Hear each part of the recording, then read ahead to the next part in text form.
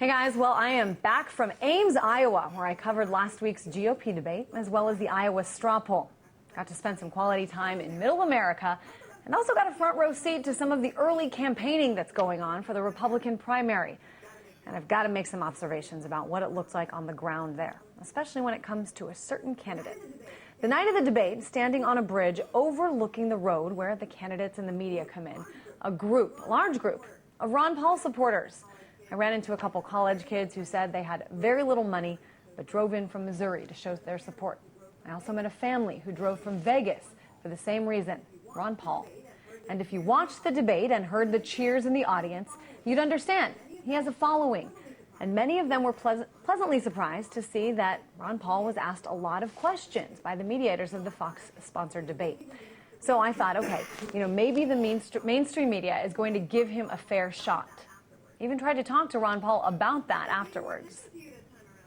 Looks like they paid more attention to you this time around, don't you think? Yeah, they're moving my way. All right, so Ron Paul was not convinced. But I've got to say, the most astounding thing I saw was at the straw poll itself. This is the way it looked. Each of the candidates had, their campaign bus and maybe a tent, maybe a stage. But Ron Paul had an entire wing of Iowa State University, games and stages and multiple tents, which, yes, the Ron Paul camp spent more money on. You can see, I took some of these pictures that you're seeing behind me. These are people who were decked out in Ron Paul gear. And they needed the space that Ron Paul rented. They had busloads of supporters and tons of people, and they showed up and they voted. Out of the 16,892 votes cast, Ron Paul came in second place, losing to Michelle Bachmann by 152 votes. That is less than 1%.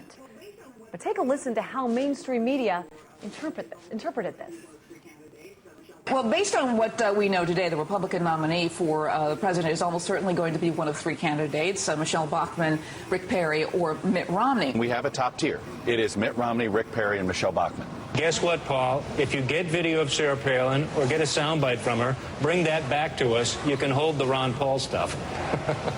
I have gotten a ton of email today from people saying, look, Ron Paul finished 152 votes behind Michelle Bachmann of the Ames straw poll, basically a dead heat. Why aren't we giving him his due? Well, let me start with the second question because it's easier to remember. It was the latest one. Ron Paul is not going to be president of the United States. Libertarian is not going to be elected. We are not a libertarian country.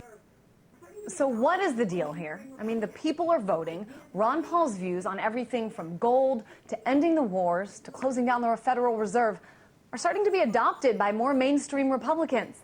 His ideas have remained consistent, and yet he is still, according to most people, unelectable. Well, luckily the Ron Paul camp is still full speed ahead. So I want to leave you with this, a snippet of Ron Paul's latest campaign ad. Ron Paul, the one who will stop the spending, save the dollar, create jobs, bring peace, the one who will restore liberty. Ron Paul, the one who can beat Obama and restore America now.